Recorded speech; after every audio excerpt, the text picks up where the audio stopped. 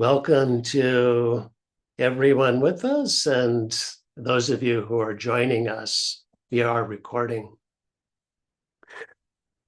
Our question this week relates to the role of love in the Therapeutic Alliance and the role of empathy.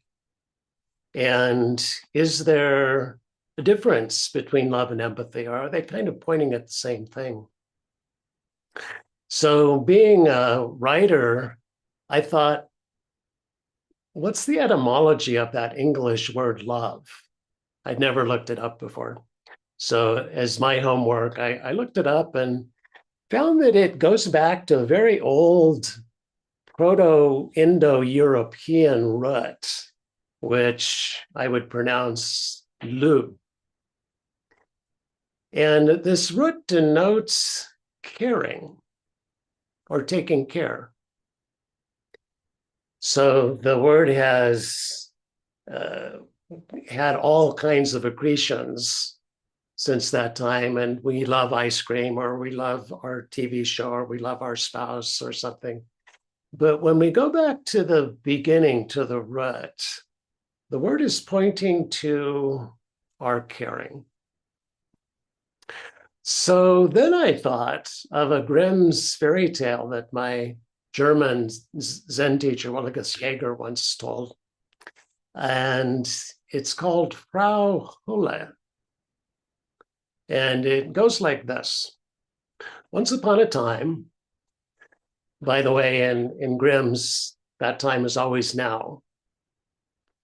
There's this poor woman and her two daughters who live in poverty in an old hut in the woods. And mom favors the older girl, her biologic child, and makes the younger stepchild do all of the chores.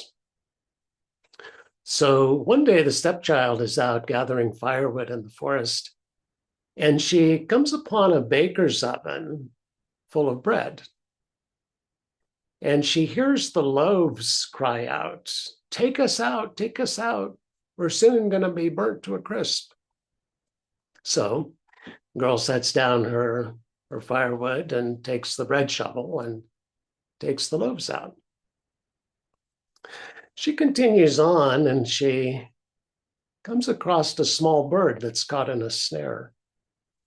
And the bird cries, "Free me, free me."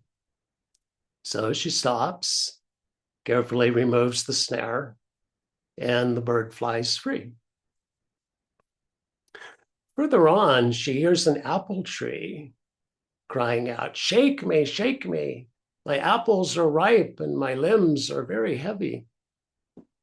So she stops and she shakes the tree till all the fruit's on the ground and the tree's standing up again easily in the meadow. Finally, she arrives at the house of a very old woman with really ginormous teeth. This is Mother Holle.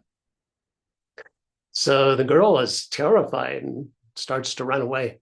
But Mother calls her back and says, "I need some help. Please stay and help me with my housework." So the girl does.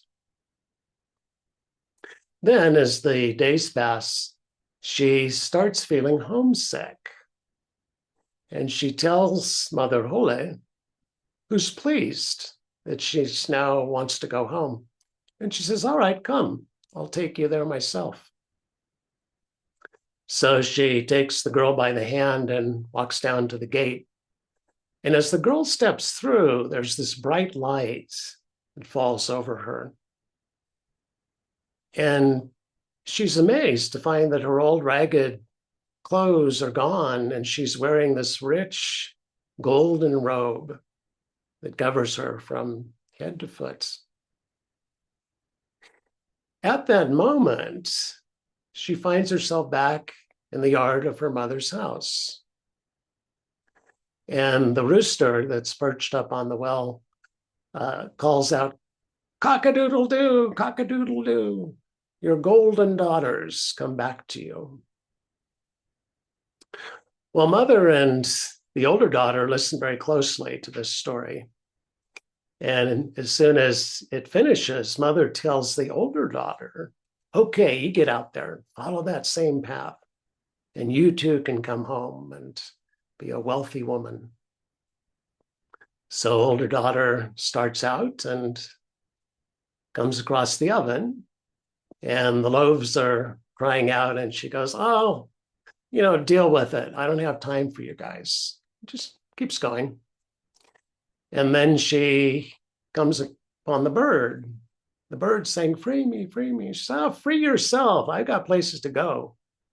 Keeps trucking down the road. It's the apple tree. Help, help. My limbs are so heavy. They'll drop off in time. Don't worry about it. She keeps going.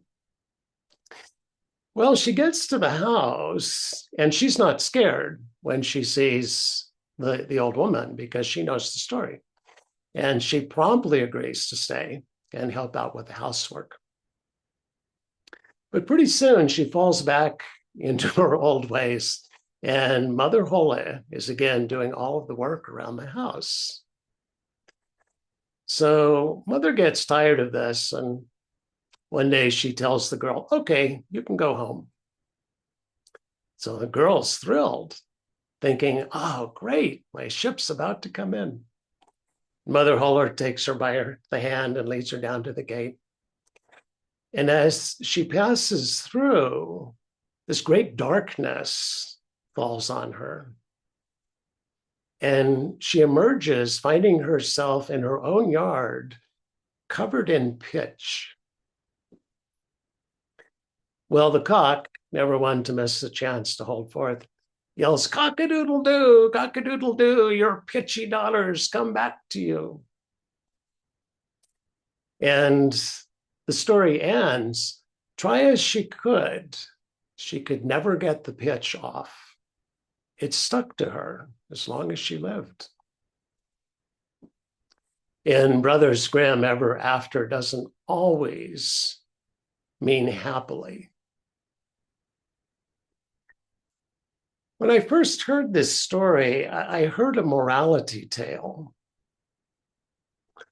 Live a virtuous life and get your reward in the next life. And then as I went along in my practice, I began to see that because stepdaughter cared, because she took care, every moment of her story was golden. The loaves, the bird, the apple tree, Mother Holle. And the converse was true for her sister.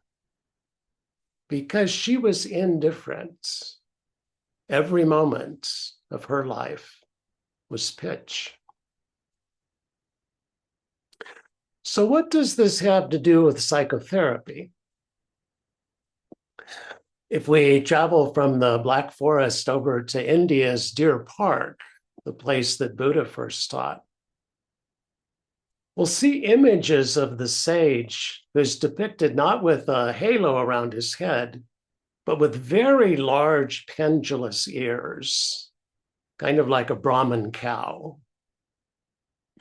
And it's those huge ears that allow him to hear the cries of the world, to hear the loaves, the bird, the apple tree, and to respond to them. So I think this is precisely our challenge and opportunity in our clinical work with suffering others, to hear, to respond. Then we are golden. So what about empathy? Back in the Black Forest, the German word for empathy is Mitleid, which translates literally to English as to suffer with. Sitting with the patient who's lost a child,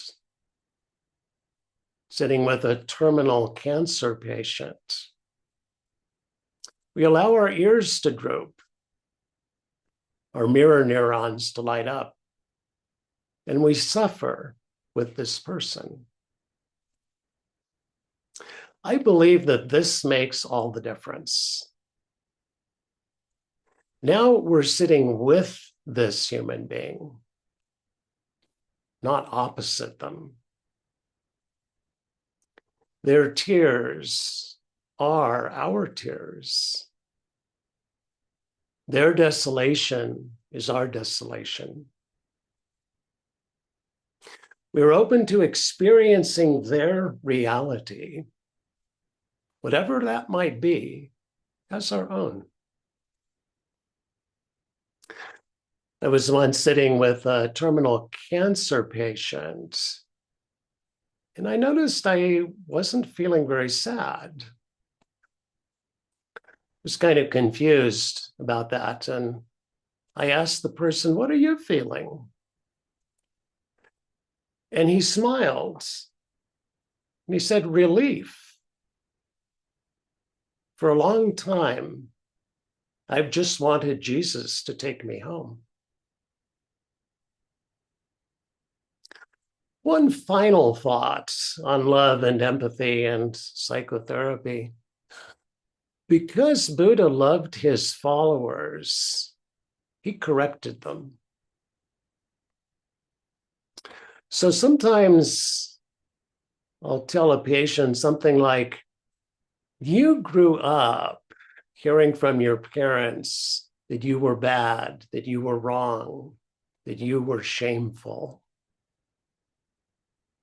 As a result of that experience, you've suffered greatly for many, many years. Now those parents have been dead for many of those years. You're suffering today because you yourself are telling yourself these things."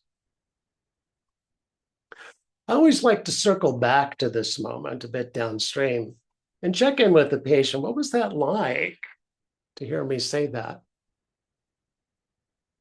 I generally hear, first, I was pretty pissed off at you when you said that. And then I felt cared for. Okay, like the cock, I've held forth long enough. I'd love to have others weigh in on their experience of psychotherapy, love, empathy, caring,